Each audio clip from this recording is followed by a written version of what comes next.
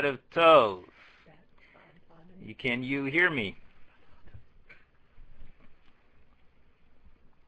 Can you hear me? Yes, Jeannie, thank you. Eileen, yes. Don, Miriam, Noahide Nations, a.k.a. Ray, yes. Okay, great. All right, welcome to another adventure in Torah land. And just as a precaution, some of us may want to fasten our seatbelts. Who is this man? Oh, let me see. Maybe you don't see him. Let's see here. Moderator. I got to moderate. Synchronized browsing. Ah, there we go. Okay. Y'all see that picture? Yes. Who is that? Who is that man? Does he have a mask on? Well, in some ways, yes. Okay. I found this. This was an advertisement in a magazine. And you may have seen something like this, if not this actual ad, something similar to it. And as soon as I saw it, I said, this is for Noahide Nations. This is awesome. Talk about a picture telling 1,000 stories. What do we have here? This is Adam. What is Adam made out of? Now, unfortunately, we lost some of the pixelization. Each one of those little squares is a whole picture in and of itself. And what are they pictures of? Just thousands of different, every possible person, place, and thing and artifact imaginable. Imagine, more specifically, all these little pictures, each one is a person. Each one is a nation. Literally parts in a cosmic jigsaw puzzle. This message, this is what's so profound about this. This is what the Torah has been saying for 3,300 years. This is what the patriarchs and the matriarchs, Abraham, Yitzhak, and Yaakov, Sarah, Rivka, Rachel, and Leah. This was what their entire mission was. They were born into this. They lived this. They breathed it day in and day out their entire lives. They had only one purpose, and that was what? To resurrect, to put back all the pieces of Adam. There's nothing else here but one Adam. You probably didn't know that Adam had blue eyes, did you?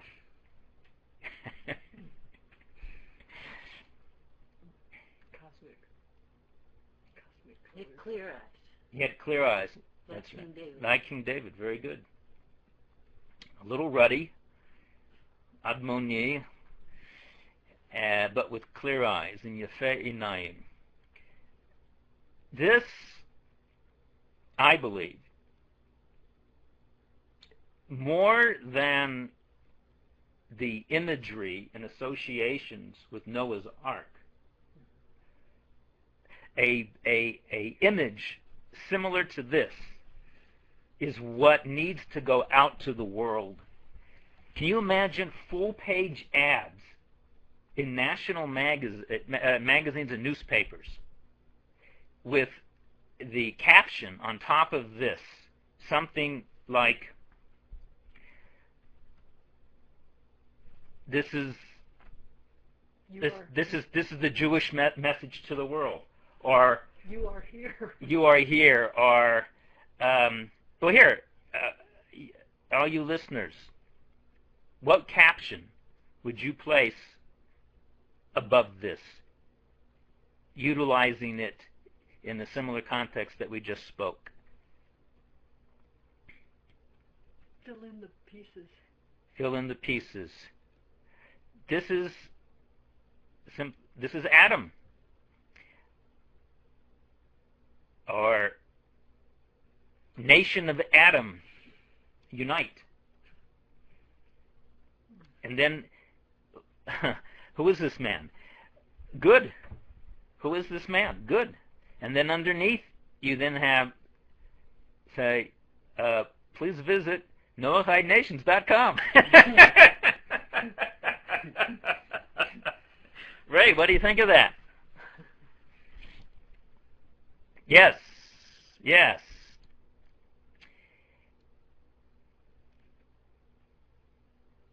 So once again, for all that we gain from the concept package. How about know thy hide? Know thy. Oh, did you hear that one? Know thy hide. Know thy hide. Or how about nothing to hide? Become a Noahide.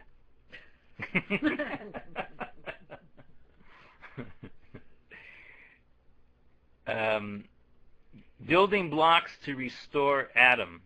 Yes. Yes. We need you. We need you. We need you. Oh, there you go. We need Jew. Jew. Don said, "Come together." Yeah. But you see, we want to emphasize the Jewish Torah Noahide connection. That's what's so powerful about this. This is the message of all the prophets. This is the message of the Torah from the beginning. This is what Torah has been saying, that reality is fractured into all of these pieces. Each piece, thinking, believing, feeling, it's the one. And it's true. Because each piece by itself is a whole world in and of itself. Now here's where we utilize one of the tools that I teach, one of the tools that is part of the prophecy in the Zohar that has been rapidly and visibly coming true in the last 150 years, particularly in our generation, of scientific and technological tools to help prepare us for the next stage of global evolution, and that is holography.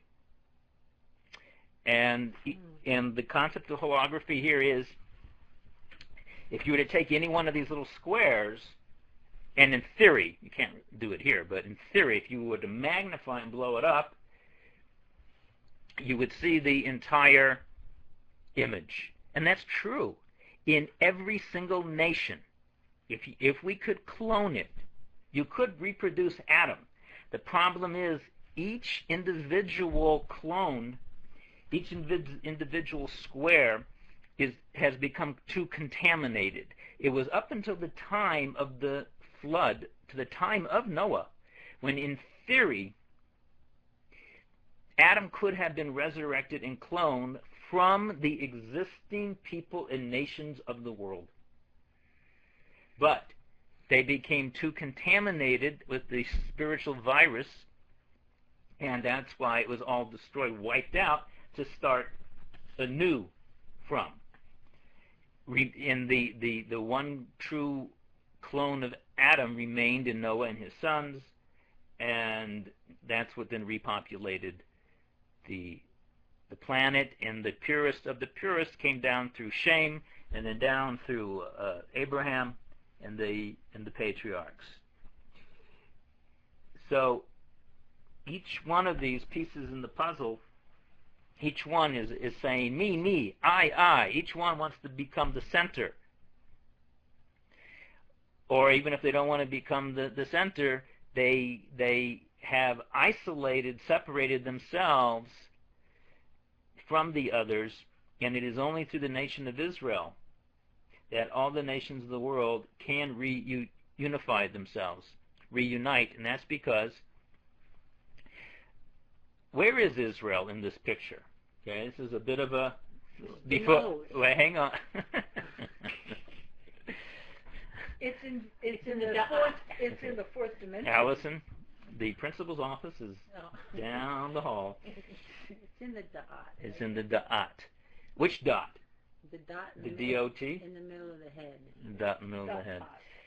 This is a bit of a mind question. I called it a Torah koan, K-O-A-N. It's like a Zen mind puzzle. Where is the nation of Israel? Now, be careful. Don't jump too quick to answer. Think, because it's going to be out of the box. Where is the nation of Israel in this amalgamation representing all of humanity? Careful. In each square. Okay, that's good, and I would all of it. Yes, one said all of it, and that is correct. But just using the actual metaphor, the prop of this. Imagine this is a puzzle. This is an actual puzzle, a jigsaw puzzle. Okay, and we're looking at it. This is how it looks on the cover of the box, you know. Before you open it, and it's in 1,000 pieces. Where specifically, using this example, is the nation of Israel, the collective soul of the nation of Israel, the essence of Israel? The answer is, and those answers you gave are correct, but here it's simply the grid. You get it? You get the grid? It's the grid. That's what Torah is. You see, it's not in the nation of Israel. This is what's so hard to understand, and it really is a higher dimensional concept. And it's very paradoxical, and the average mind cannot relate to this and understand this. And that's because, in one sense, Torah is not one of the pieces. The nation of Israel is not one of the nations. They're not one of the 70 nations. It's a meta nation that contains all the nations. It's the grid that allows you and tells you where the pieces go. Each piece is true in and of itself. Each piece is eternal in and of itself. But without the grid, that's what Torah is. Jews are not the people of the book, as much as they are what? The people of the map. Torah is the map, and even more specifically, it's the grid that allows us to put together the pieces. So this is the 70 nations more than it is the Jews? No, it's inseparable. No, it's Adam. You see, the whole thing that comes together is Adam, and Adam is the nation of Israel. But what is the nation of Israel made out of? The real nation of Israel is Adam. When we go back to Gan Eden, and before the fall, this is Adam. There's only Adam. The nation of Israel is Adam at Mount Sinai. When it says that the Creator is depicted as looking at the event of Mount Sinai and quoting part of a verse from the prophet, says, Adam Atem, you are Adam. Remember we talked about this? This is imagine this is Mount Sinai. And it all forms one atom. This is another way of utilizing this very powerful metaphor here, very graphic metaphor. This is Mount Sinai. All those little squares, those are all the individual Israelites. But at Mount Sinai, they were all melded, literally, melded into one being, Adam. So you see how the Peshat and the Sod are both simultaneously true? Because, you see, there's 600,000, as it were, that's the classic number value of men in Mount Sinai from the age of 18 to 55. And that's not including all the women, the wives, and the children, and the elderly. But imagine, this was all the nation of Israel at Mount Sinai. See, each one still has its own individual character. These are all people. Each square is a person. But this was what happened at Sinai. This is the sod, this deeper level, the secret of what occurred at Mount Sinai. Can you imagine this? This was the first time, and God is looking in the mirror of Sinai. This is the first time God is looking into the mirror since the fall of Adam that he sees what he looks like. It's as if the divine did not have a face for those 2,500 years from the fall, the collapse of Adam. And if it had not been for the Chet HaEgel, the sin of the golden calf, then this would have continued merging, and all the parts would have become a seamless unity. See, you can still see the seams now. But we don't have the whole body yet. And we don't have the whole body. That's what was about to occur if it had not been for the sin of the golden calf. This is a very powerful teaching. Truly, this picture tells 1,000 stories. This picture tells 1,000 visions. And personally, something of this nature, I feel, communicates much more. It's much more powerful. It causes the mind of anyone to really think. You just have the right caption with this, and this is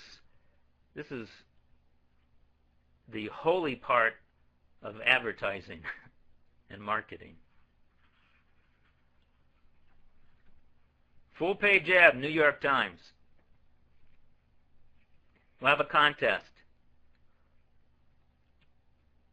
for the caption. If the Jews are the grid, the Noahides, or the 70 nations are the parts, where are the Noahides? The only ones that make it into the map, to the puzzle, are the Noahides in the end. Right now, the reason that Adam is not merging is because, imagine around each one of these little squares, there's a film that a membrane. There's silicone around them. There's silicone? Yeah, because silicone, nothing sticks to it. Oh. So they can't stick together. Okay, good. There's slippery membranes around each one of these, and that's why the nations cannot come together. It's impossible. And that membrane here is the metaphor for the spiritual infection, contamination of this, what we refer to as the cosmic virus, which, by the way, we'll do this learning. We're going to come up to this teaching. We'll have a whole class just about the secret of the cosmic virus, the spiritual slime. That's the word virus means, by the way. It comes from Latin meaning slime, filth. And that's the actual term that the sages have used for millennia to refer to the spiritual impurity of the Nachash, of the serpent in Gan Eden, and the sin of the golden calf. It's called the Zuhama. Zuhama is a Hebrew word for filth, and specifically in the Torah it refers to spiritual filth or impurity. And so it's the 70 nations in their present state that, imagine if you now took a pen and you would now, to outline each one of the squares, that's the way reality is right now. The Noahides are the perfected, purified part of each of the nations that breaks down the walls that then lets it come together. That's why I've discussed that part of the mission of B'nai Noach is each one, you are representative of your nation, your genealogy, where you come from. And each one then has the ability to elevate, to redeem, to extract, redeem, elevate, in return that part that you are genealogically connected to. Now, this genealogy can be on a physical level, it can be also on a spiritual level as well, and or. And so that's our goal, is to elevate that particular aspect. That's one part of the mission of B'nai Noach. Yes, it includes all the other missions, the responsibilities of the observance of the Sheva Mitzvot B'nai Noach and all of their details. The other parts are involved that we've discussed of being an ally and supporter of Israel on all levels, of becoming the wall that is described in Isaiah surrounding Jerusalem as part of the secret of Noga, of the aura that emanates out of the body of Adam. That needs to be, part of that is a protective body. It's like a force field. And B'nai Noah, part of their function in the final battles of Gog and Magog, before, during, and after, the nations of the world in the rectified form provide a protective field, a shield, a force field around the nation of Israel, which is around the body of Adam. And the rectified nations, 70 nations, that's when we talk about the Ayin Vav Resh, the ore, the hide, the skin, in its thick form, will become inverted to reveal itself in its holy form, which is Aleph Vav Resh, which means light. Or with an ayin means skin or hide, an exterior, and or with an aleph means light. And or light with an aleph, the numerical value of aleph is 1. Or with an ayin is a numerical value of 70. That's also why it's important to have basic knowledge of Hebrew. Certainly to be familiar with the Aleph Bet, to have letter recognition and then some word recognition, but also the numerical value is crucial. Hebrew is a alphanumeric code, and a lot of the language of the Torah is communicated by by drawing equations between words and concepts, and this is done through the mechanism called gematria. Gematria is not numerology. It's geometry. It's fractal geometry. It's showing you that any particular word or concept is a fractured fraction of another aspect of its own self. This is how you make equations in Torah language. All right.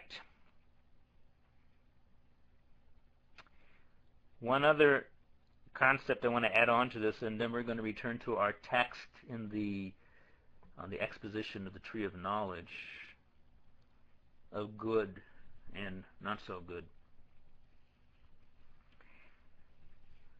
See, I'm being politically correct. I had a little discovery just a day or two ago. I just wanted to share with you that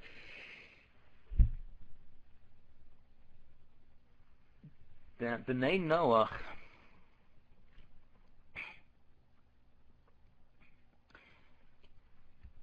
although the 613 mitzvot are not applicable to B'nai Noach, except where there is a overlapping of the 7 mitzvot with all of their details, which amounts to many hundreds and hundreds of laws. So you shouldn't feel you're getting anything less. But it became apparent to me that every Ben Noach can have a direct relationship with every one of the 613 commandments and thus have an experience with them as Adam experienced them in the Garden of Eden before the fall. And the logic here is very coherent, because when it's, for example, when it says that it's forbidden for a non-Jew to keep Shabbat, in the same way that a Jew is obligated to keep Shabbat, this applies only since the Sinaitic revelation, because this is a specific tikkun that is being done. And there are pilots and there are passengers, and you can't have the passengers saying, I'd like to fly this plane. But every passenger, by you just playing with this metaphor, every passenger can experience what the pilots are experiencing in a virtual reality, in a virtual cockpit. In other words, we know, and we have discussed this, that the 613 commandments all existed in the Garden even before the fall, in a higher dimensional way. Every Ben Noach can have a connection to Adam's experience of the 613 commandments. This is a very radical concept initially. It appears to me to be fairly revelatory for Gentiles, that you do not have to feel one is being somehow left out in not getting the good stuff, of course, which comes with a profound responsibility on the other side. But aside from that, because one does not choose to become a Jew, because it's not in his or her soul, because that's not where they're rooted in the body of Adam, not yet in any event, but the 613 is the body of Adam. 248 positive commandments, 365 of the negative commandments, that's the 613 altogether. Those make up 240 limbs of the body of Adam and 365 ligaments, sinews of the body of Adam. And thus, whatever that mitzvah was, how it was manifested before it became manifested down here in Flatland, because that was now necessary for it to concretize, to manifest down on the lower level for the tikkun to take place. But before that, it has its reality, and therefore every Gentile, by aligning oneself with the whole Noachide phenomenon and concept, can connect with all of the 613 commandments, and thus, from this perspective, even making it permissible for one who is ra'ui v'hagun, proper and fitting, one who has, let's say, a serious, here I'm giving a hypothetical case. In theory, a non-Jewish man or woman who has sufficiently mastered the peshat of Torah, and as it applies to Noahides, and has begun to master the mechanics of the Kabbalah, coming from, obviously, kosher rabbinic sources, that individual would then be even permitted to study the ta'amei ha-mitzvot, meaning that is the term used for the explanations of the mitzvot from a Kabbalistic perspective. Even though they're not obligated to do them, and it's truly forbidden to do it as if one was commanded, but one then still would be permitted to study the theory behind it when the goal is to root it back into its higher dimensional root in the body of Adam. And then it would be an actual mitzvah, in simple terms, a holy deed, a meritorious act, a profound level of Torah learning, to be learning the secrets of the Torah that do not apply directly in the Peshat world to a Noachide, but do apply if one is learning it from this perspective. This is, to my knowledge, this is a very radical concept. Radical only because I have not seen it written or discussed in this manner, but as I just hopefully described it, showed you the logic behind it, it makes sublime sense. It makes gorgeous sense.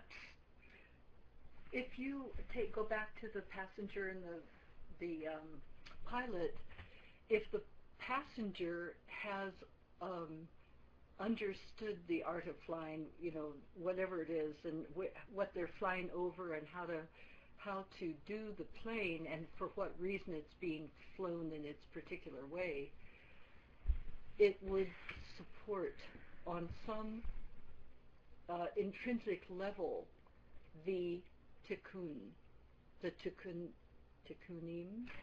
Yes, it supports it.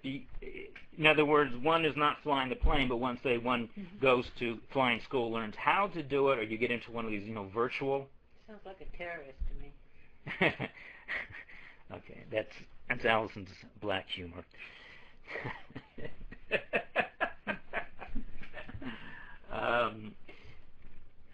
In knowing how to fly the plane, or knowing a lot about it, yes, you're aiding it because you're not doing anything wrong.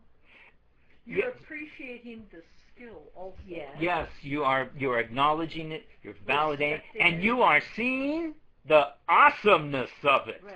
And that, my friends, is one of the most crucial things to learn. And you're not doing anything to harm it. Right. But you As see, in, right? No, but you're correct. But that alone will not be enough. Okay, and nobody really. That's what you call b'diavad, after the fact, post facto. I'm trying to show that not only is there not damage being done, not only is it not prohibited and forbidden to do, not only are you just being neutral in it, that's not enough. I'm showing there is actually a different type of tikkun being done because you are acknowledging Adam before the fall. You see, there's two realities here, and that's what we have to appreciate. Two like parallel universes. Adam before the fall and Adam after the fall. And this, incidentally, is the secret of the Trei Mashiachim, It's one of the most profound concepts in the Torah, one of the most secretive concepts. Very little known. It's only come out in the last 20 years, 10 years. Known as the twin messiahs.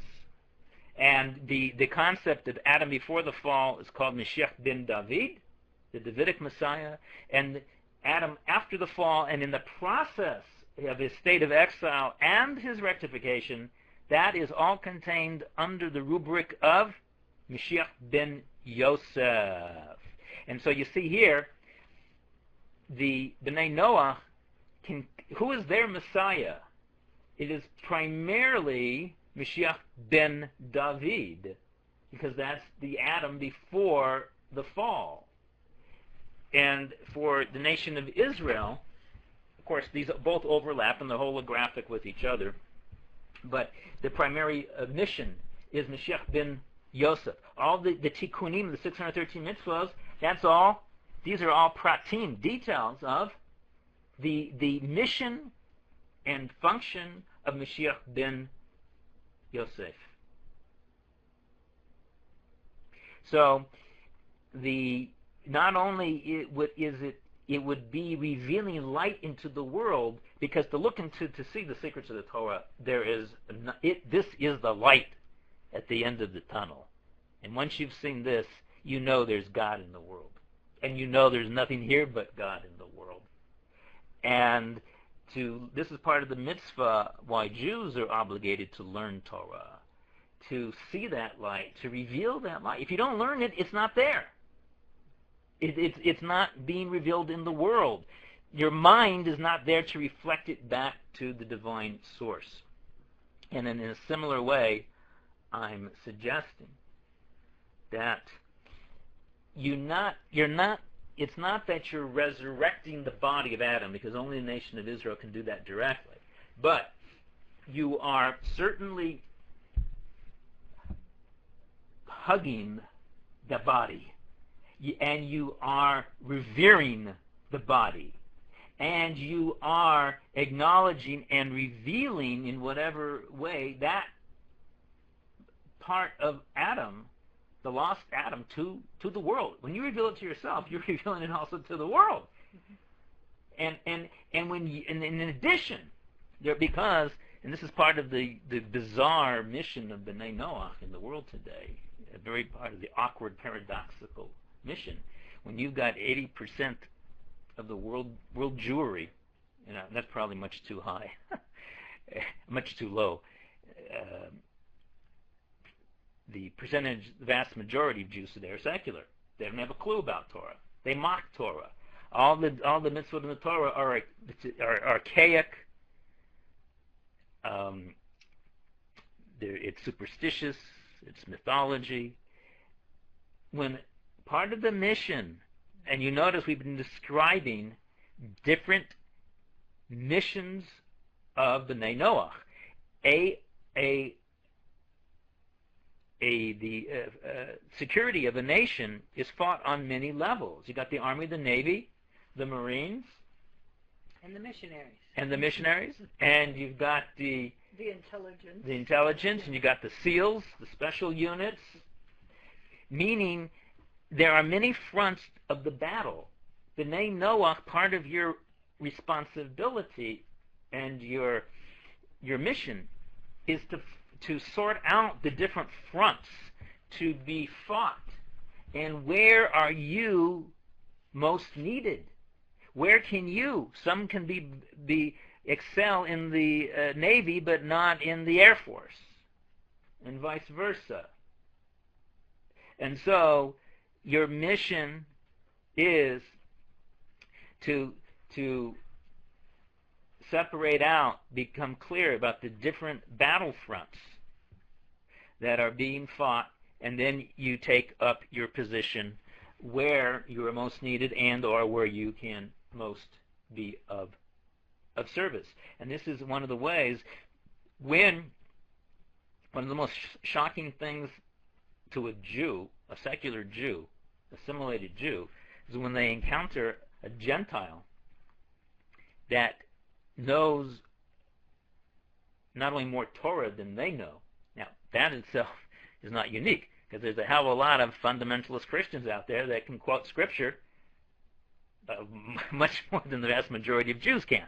But here, to have a Gentile who is not only conversant in Torah, but is familiar with the basic fundamentals and methodology of the rabbinic/Kabbalistic transmission, and reveres it and loves it and is excited by it, and can take some of the commandments of the Torah that appear to be so archaic and so primitive and so superstitious, and say, and no, there's something really profound going on. Something I learned, one thing from the Arizal about that one mitzvah of the red heifer, for example, okay? And it just blew my mind out when a Jew sees a Gentile reacting like that. That is going to cause that Jew to do some heavy-duty thinking, rethinking. That non-Jew can influence a Jew in ways that even another Jew could not. Because it's coming from the last place that you would expect. So, this was my little discovery I made in Torah that I wanted to share with you. And as a little mnemonic, here's a beautiful mnemonic. It's a spiritual memory aid. Mnemonic. M. Yeah. Well, how do you abbreviate B'nai Noach in Hebrew? Bet Nun. Bet Nun. That's how you abbreviate it. You take the first letter of each word. That's Nun. Okay. Well, here's a little play, and you just use this to remind yourself to stay connected. It's like an equation. That spells the word ben, son of. Not it's as when something is a branch out of the father, and it's called the ben. Okay, root and branch. Get it? Father and son. In this case, nation of Israel, Adam is the father. Nation of Adam, B'nai Noach, is the branch, the son or the child sprouting out. But here's a even a more significant mnemonic connection.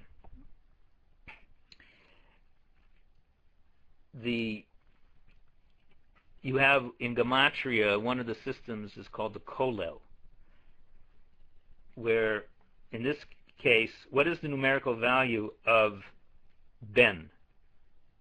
Bet is 2, Nun is 50, 52. Okay, and that has all kinds of significance, but you have a Kollel, which means it's the principle in Gestalt. The whole is greater than the sum of the individual parts.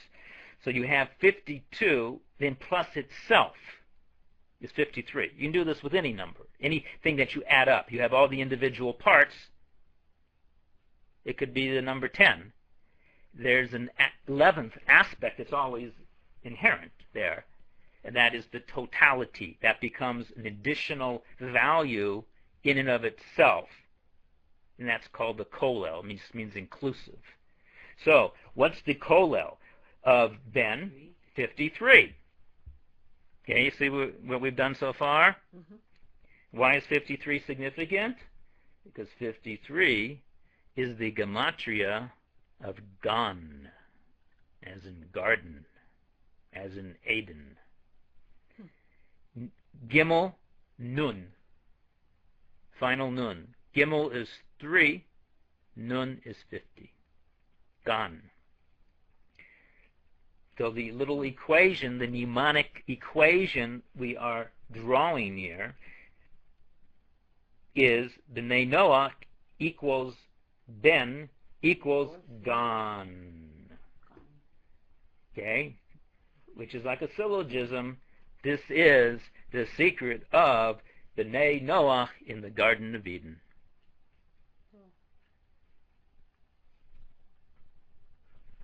All right, let's get to our text.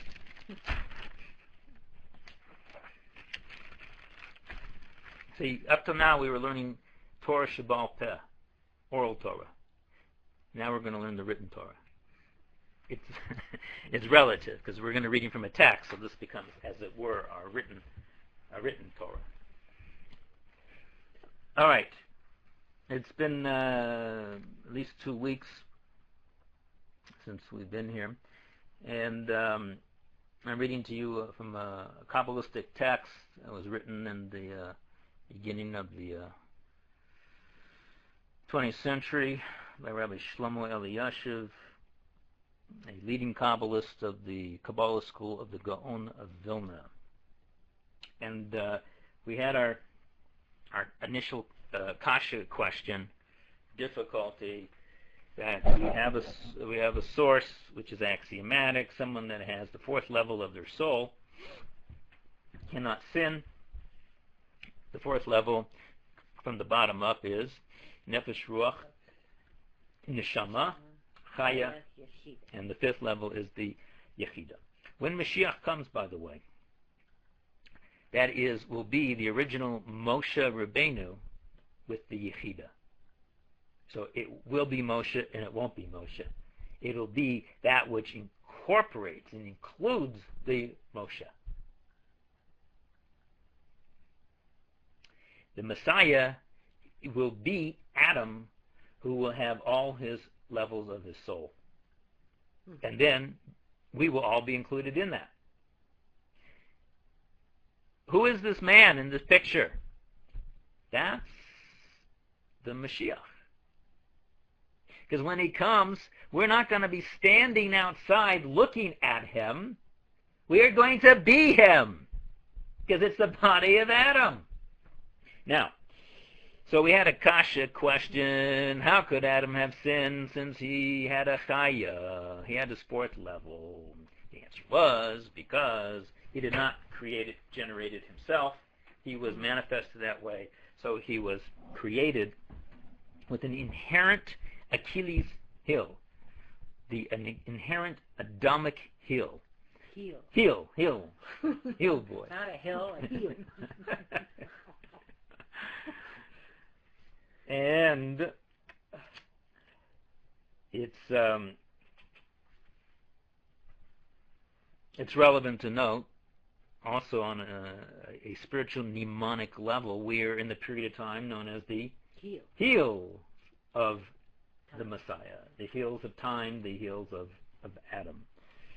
So we're going from, the problem began, as it were, with the vulnerable heel, and we're at that period of time where we're making the final rectification. So,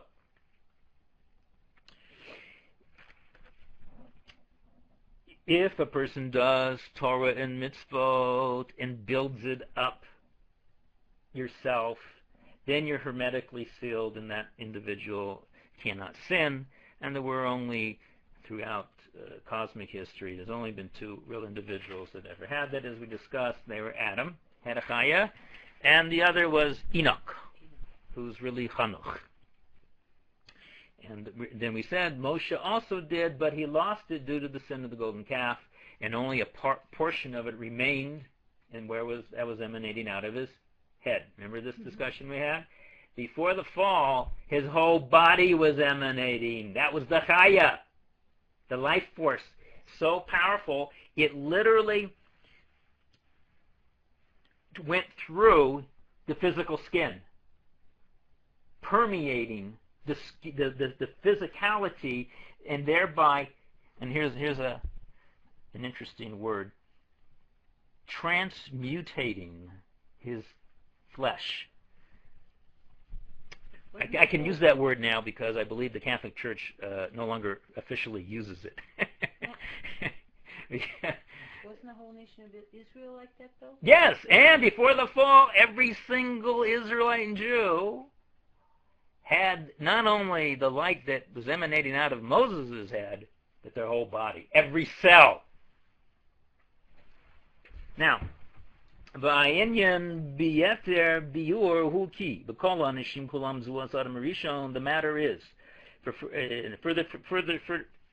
further clarification of the matter is that all people, aside from Adam, it is impossible for anyone to come to the full levels of the Narnachai, which is the Nefesh, Ruach, Neshama, Chai, and Yechid, all 5 levels, dimensions of the soul, until he starts from the bottom. And you have to first make tikkun in the lower level. Everything that's relevant to that layer and that level. And this is as the Rizal explains in the book of Transmigrations. Look there and you will see and understand this.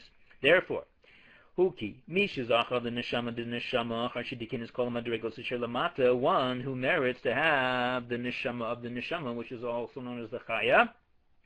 After he has rectified all the levels below it, and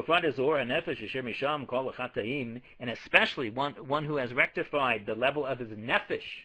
Why is the nefesh so more important than the others? Because any sin, and I know it's a sin to use that word sin, but until we come up with a better word, anyone who creates in all transgressions, all sins, can only affect the nefesh of a person. They can't. The light of the ruach is too powerful. The vampires run from high noon, the sun of high noon, and that's the light of the ruach. Not to mention the neshama and the chaya. And this is as it says the verse nefesh ki techateh. It's a verse in Scripture. A number of times it says when a person will sin. That's what it looks like in English. You look at it in the Hebrew, and it says specifically, there's many words for a person. It says, however, specifically, a nefesh. When a nefesh is a word that means a person, but it also means specifically that level of the soul, called the nefesh, the lowest level, which is your animating soul. In other words, it's not the person it's not your whole spectrum that sins. It's only the nefesh, your lowest part that sins. My nefesh made me do it. There you go. Another new bumper sticker. My nefesh made me do it. I think we could probably sell a lot of these to the local churches. All right. Now,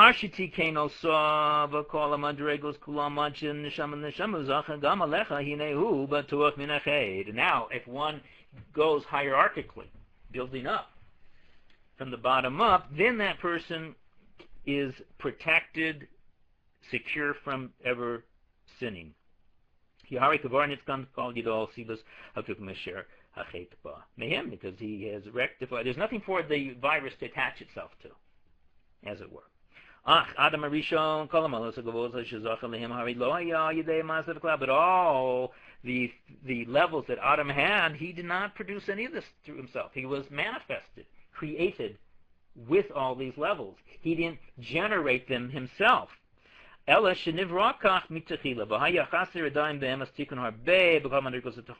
truth, he was missing tremendous amount of tikkunim on all of the layers of his soul.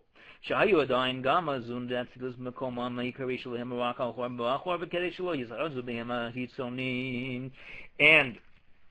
this is the technical language, and some of what I'll be reading to you is just outright too technical, and it's not our time and place to explain it, because it's all based upon being familiar with the nomenclature and concepts of advanced Lurianic Kabbalah. But where it is more or less simply understandable, I will explain it to you. But simply put, reality was in a vulnerable state itself, and thus in a somewhat compromised state due to the creation process, and therefore